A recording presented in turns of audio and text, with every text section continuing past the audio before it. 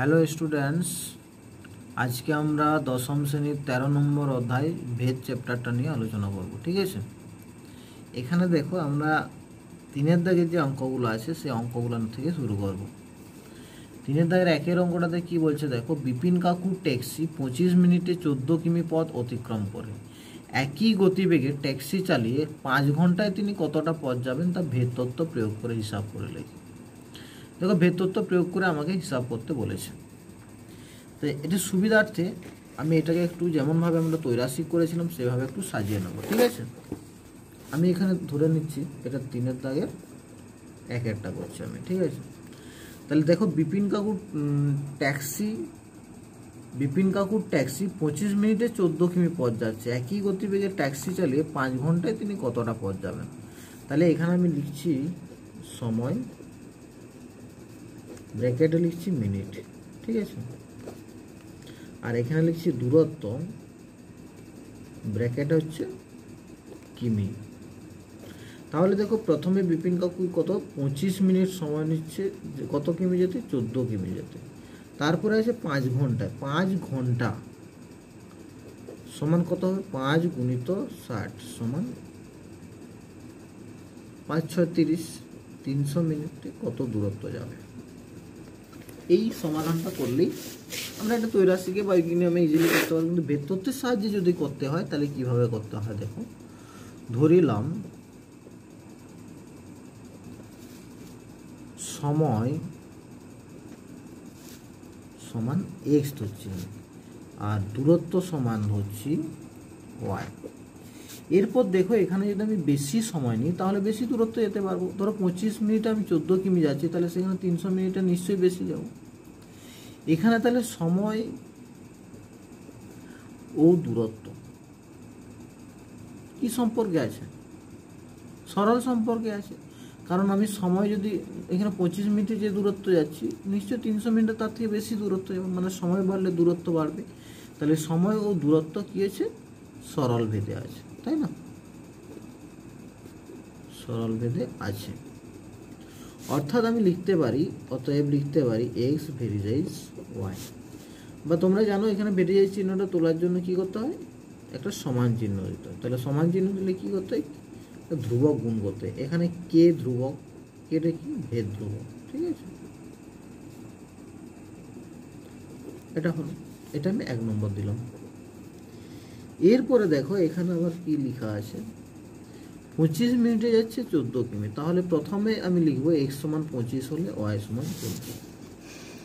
তাহলে x সমান 25, y সমান 14 বসিয়ে পাই। কোথায় বসাবো, 1 নম্বর সমীকরণে। লিখো 1 নম্বর সমীকরণে x সমান 25, y সমান 14 বসিয়ে পাই।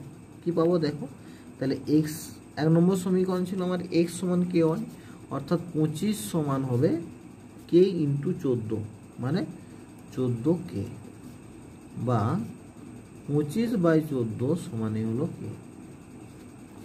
তাহলে এটা k এর মান পেলাম, অর্থাৎ 1 নম্বর সমীকরণে k এর মান বসিয়ে পাই। 1 নম্বর সমীকরণে k এর মান বসিয়ে পাই।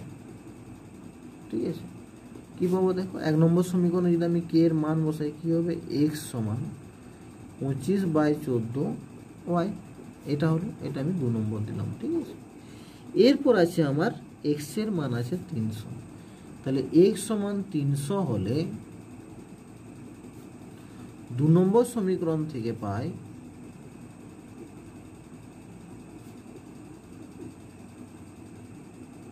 কি পাবো, তাহলে 300, x এর মান 300 ইকুয়াল টু 25/14 y।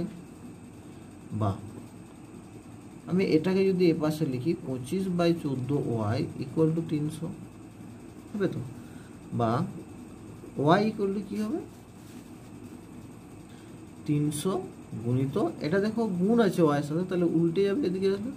তাহলে যেহেতু ভাগ হবে তাহলে ভাগ সেটা যখনই এমনিতে ভাগ হবে, ঠিক আছে, তাহলে যখনই এটাকে গুণ করতে যাবে সেটা উল্টে যাবে। তাহলে 14/25, 5 5 25, 5 6 30। শূন্য, 5 বারং 60, 12 আর 14 কত হয়, 4 বারং 48, 12 × 12, 168। অর্থাৎ 5 ঘন্টায় কতটা পথ যাবেন বিপিন কাকু? 168 কিমি পথ যাবেন। তাহলে ভেদ তত্ত্বের সাহায্যে যদি আমাকে এটা করতে বলে, তাহলে এইভাবে আমাকে অঙ্কটা করতে হবে। ঠিক আছে, 2 এর অঙ্কটা কি বলছে দেখো।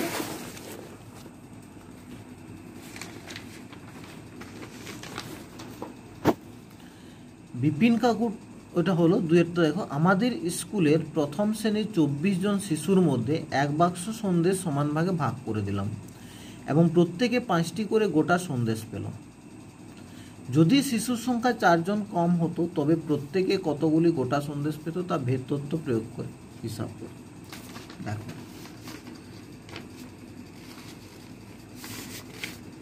এখানে আমি লিখছি দেখো, দেখো এটা তোমরা নাও লিখতে পারো, এটা বোঝার সুবিধার্থে এটা আমি লিখেছি। এটা হচ্ছে শিশু সংখ্যা, আর এখানে হচ্ছে সন্দেশ, সন্দেশের সংখ্যা প্রত্যেকে, মানে প্রত্যেকে কটা করে পাচ্ছে তার সংখ্যা। তাহলে এখানে দেখো শিশু সংখ্যা 24 জন যখন থাকছে তখন সমান ভাগে ভাগ করে দিলে প্রত্যেকে 5টি করে সন্দেশ পাচ্ছে।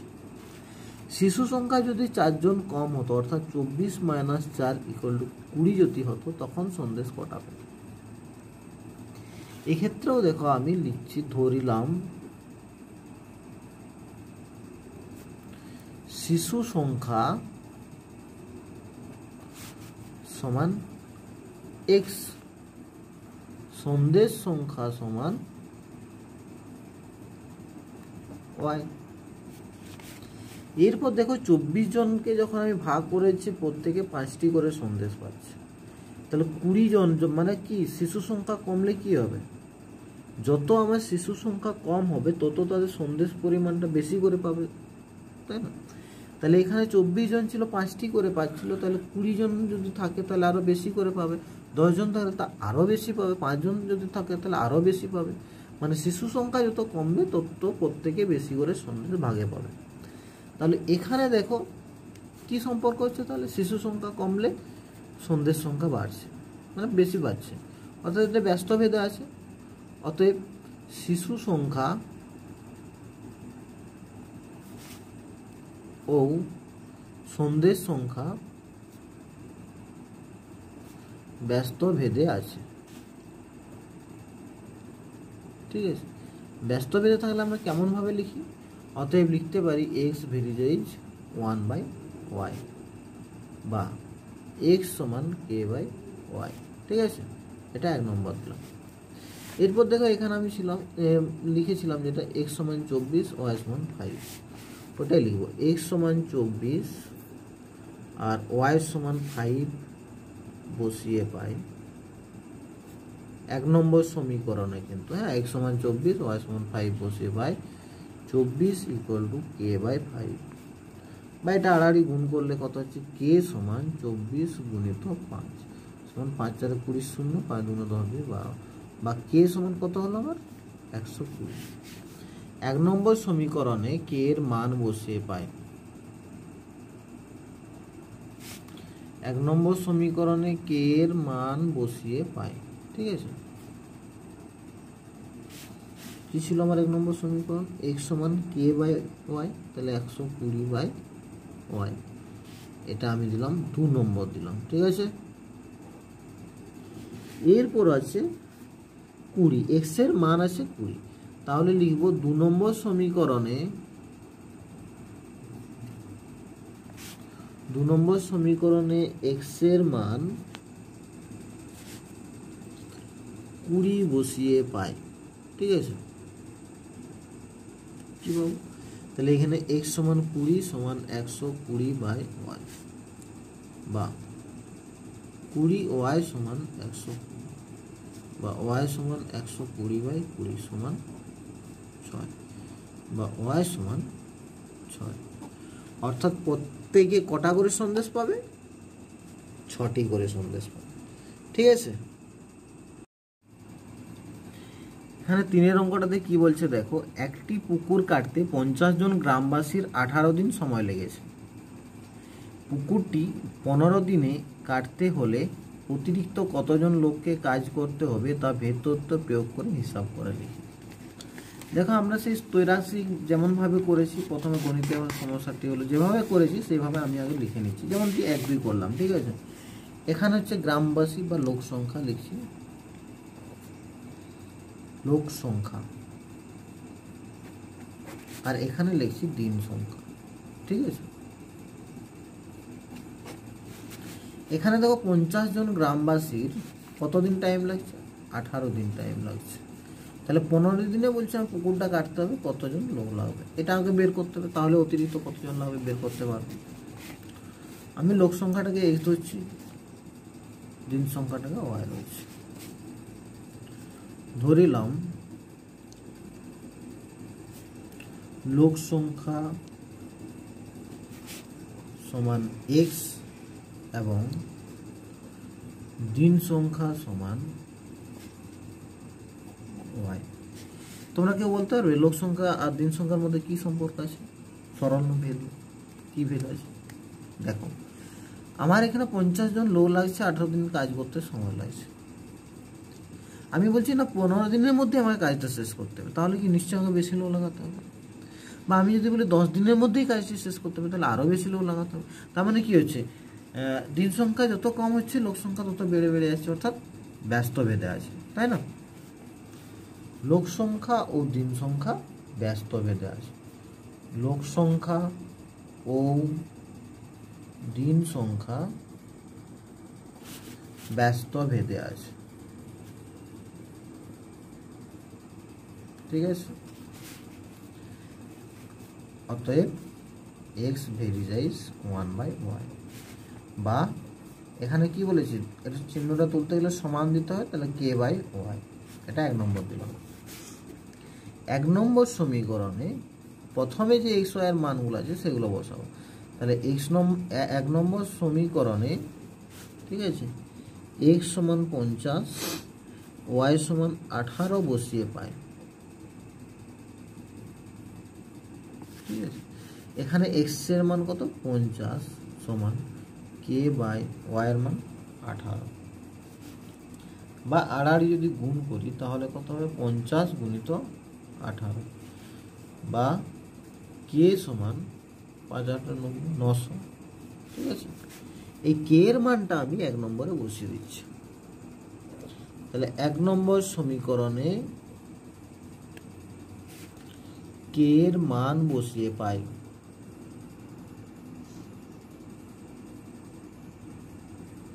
কি হবে k এর মান বসালে? 1 নম্বর সমীকরণ ছিল আমার x সমান k হচ্ছে 900/y, তাহলে এটার দাগ দিলাম 2। এরপর হচ্ছে আমার লাস্ট, এখানে দেখো কত ছিল, x এর মান ছিল না, y এর মান ছিল 15, তাহলে এই 15 মানটা y জায়গায় বসাবো। 2 নম্বর সমীকরণে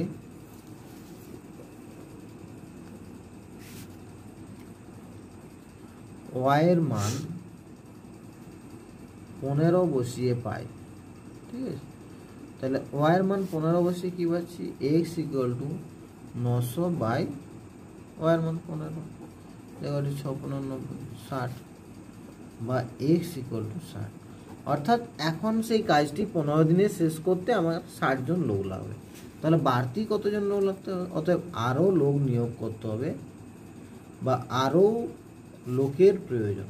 কত, আরও লোকের প্রয়োজন, কত প্রয়োজন? আগে আমার 50 জন ছিল, কিন্তু মোট আমার 60 জন লাগবে, তাহলে 60 - 50 সমান হচ্ছে 10 জন, ঠিক আছে। এরপরে 4 অঙ্কগুলো দেখো,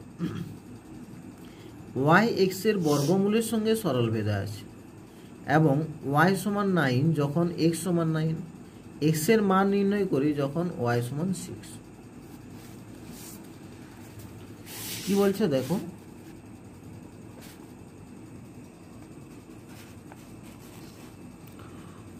y x এর বর্গমূলের সঙ্গে সরল ভেদে আছে, এটা হচ্ছে y, x এর বর্গমূল মানে কি, √x, তাহলে এর সাথে সরল বেঁধে আছে, ঠিক আছে। বা y ইকুয়াল টু আমি এটা লিখতে পারি কে রুট এক্স, এখানে কেটা কি ভেদ ধ্রুবক, ঠিক আছে। প্রত্যেকবার এই কথাটা লিখতে হবে কিন্তু, হ্যাঁ, কেটা যখন গুণ করছি কেটা ভেদ ধ্রুবক সেটা লিখে যেতে হবে। এটা আমি 1 নম্বর দিলাম। এরপর দেখো y সমান 9 দেওয়া আছে, x সমান 9, তাহলে লিখবো 1 নম্বর সমীকরণে 1 নম্বর সমীকরণে x সমান 9, y সমান 9 বসিয়ে পাই, ঠিক আছে। তাহলে এটা কি হবে, y এর জায়গায় 9 বসাও, 9 সমান কে রুট 9 এক্স এর জায়গায়, বা 9 equal to k into root 9 মানে কত 3, বা 9/3 ইকুয়াল টু কে, 3 3 কে 9, বা কে ইকুয়াল টু 3। এই কে ইকুয়াল টু 3, এই কে এর মানটা 1 নম্বর সমীকরণে কে এর মান বসিয়ে পাই। 1 নম্বর সমীকরণে কে এর মান বসিয়ে পাই। তাহলে 1 নম্বর সমীকরণের মানটা বসিলে কি হবে, y equal to 3 root over x, এটা দিলাম 2 নম্বর, ঠিক আছে। এরপরে এখানে কি বলা আছে দেখো, এক্স এর মান নির্ণয় করি যখন y সমান 6, তাহলে 2 নম্বর সমীকরণে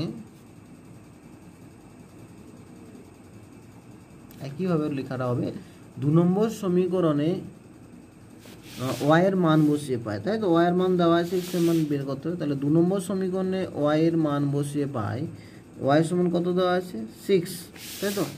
y সমান 6 দেওয়া আছে, সমান কত আছে 3 রুট ওভার এক্স, বা 6/3 equal to root over x, বা এটা দেখো 3 দুগুণে 6, বা কত আছে 2 equal to root over x, উভয় দিকে বর্গ করে দাও, 2 স্কোয়ার সমান রুট ওভার এক্স তার হোল স্কোয়ার, বা 4 ইকুয়াল টু এক্স, বা এক্স সমান কত পেলাম আমি 4 পেলাম। এটাই হবে উত্তর, ঠিক আছে। 2 এর অঙ্কটা কি বলছে দেখো, এক্স ওয়াই এর সঙ্গে সরল বেঁধে এবং জেড এর সঙ্গে ব্যস্ত বেঁধে আছে। দেখো এটা হচ্ছে যৌগিক ভেদের নিয়ম অনুযায়ী হবে। যৌগিক ভেদের নিয়ম অনুযায়ী কি, সে অঙ্কটা করার সময় বলছি দেখো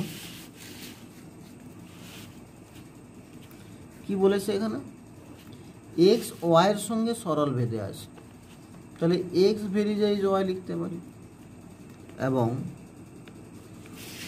জেড এর সঙ্গে ব্যস্ত ভেদে আছে, তার মানে লিখতে পারি এক্স ভেরিজাইজ 1/z, লিখতেই পারি। এটাই যখন আমরা একসাথে লিখব, অতএব এক্স ভেরিজাইজ ওয়াই বাই জেড যৌগিক ভেদের উপপাদ্য অনুযায়ী, ঠিক আছে, যৌগিক ভেদের সাহায্যে বা যৌগিক ভেদের উপপাদ্যের সাহায্যে, ঠিক আছে, যৌগিক ভেদের উপপাদ্য অনুযায়ী। যৌগিক ভেদের উপপাদ্য অনুযায়ী এটাই হয় এক্স ভেরিজাইজ ওয়াই, এবং এক্স ভেরিজাইজ 1/z হওয়ার জন্য এটা কি হয় এক্স ভেরিজাইজ ওয়াই বাই জেড, বা এক্স সমান কে ওয়াই বাই জেড, এটা আমি 1 নম্বর দিলাম। এবার দেখো 3টার মান দেওয়া আছে, এক্স সমান 4, ওয়াই সমান 4, জেড সমান 5 হলে এক্স সমান 3, 3টা মান আমি 1 নম্বর সমীকরণে বসাবো, সেখান থেকে কে এর মান বের করবো, ঠিক আছে।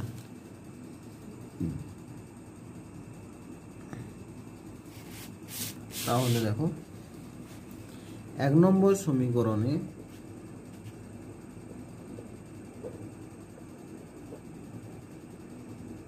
মানগুলো বসাও। x সমান কত দেওয়া আছে, x সমান দেওয়া আছে 3, y সমান 5, না x সমান 3, y সমান হচ্ছে 4, z সমান দেওয়া আছে 5। তাহলে 1 নম্বর সমীকরণে x সমান 3, y সমান 4, z সমান 5 বসিয়ে পাই। তাহলে এখানে যদি বসায় দেখো 3 ইকুয়াল টু কে ইন্টু 4/5, বা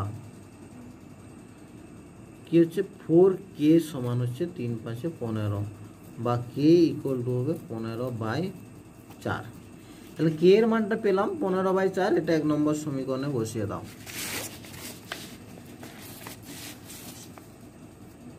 অতএব 1 নম্বর সমীকরণে k এর মান বসিয়ে পাই।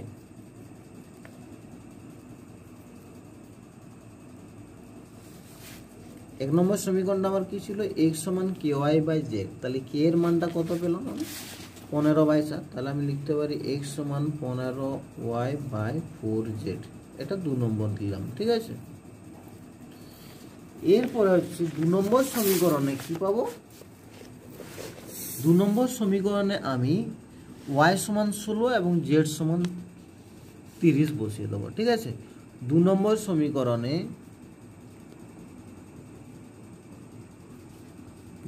সমীকরণে কি বলেছে, y সমান 16 আর z সমান 30 বসিয়ে পাই, ঠিক আছে।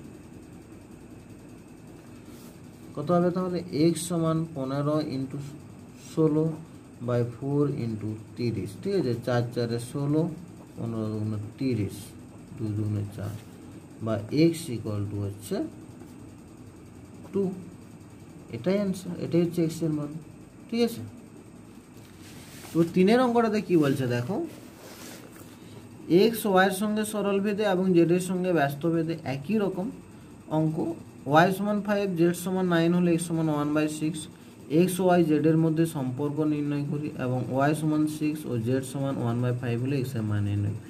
একই রকম অঙ্ক, ঠিক আছে। 2 3 একই রকম অঙ্ক, শুধুমাত্র মানগুলো আলাদা দেওয়া আছে। এখন কি বলা আছে, x y এর সঙ্গে সরল, তাই তো, ঠিক আছে। x y এর সঙ্গে সরল ভেদে মানে x বেরিয়ে যাবে। আর কি বলা আছে,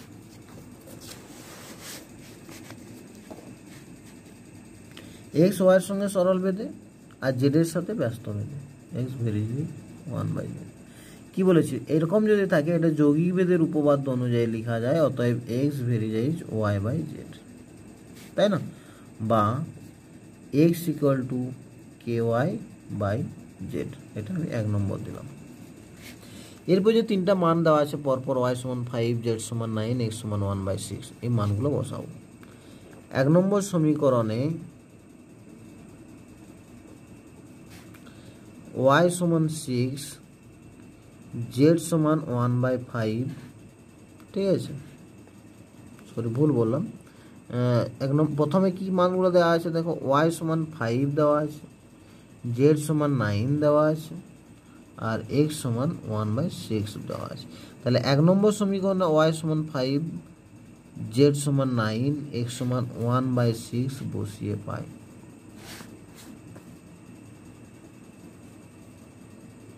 ঠিক আছে।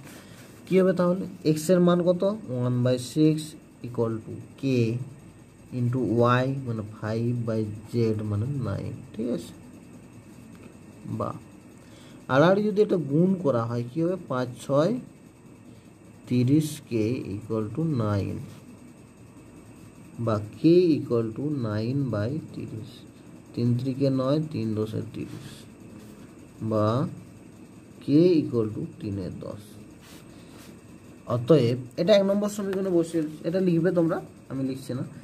1 নম্বর সমীকরণে k এর মান বসিয়ে পাই x সমান 3y/z মানে 10z,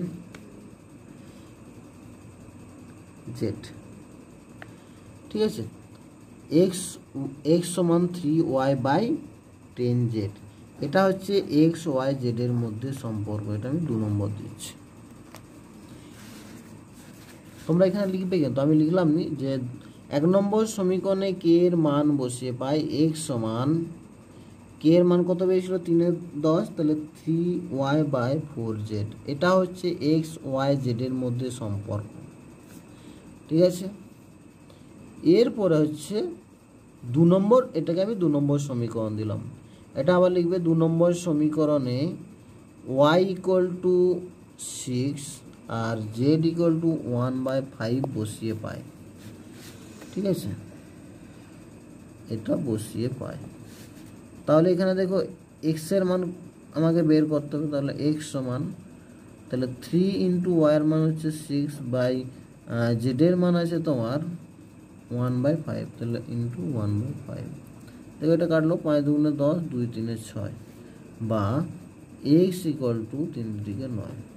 এটা হলো অ্যান্সার, অর্থাৎ এটাই হলো এক্সের মান। ঠিক আছে, আজকে এ পর্যন্ত। পরের দিন আমরা 5, 6, 7 এই অঙ্কগুলো নিয়ে আলোচনা করব।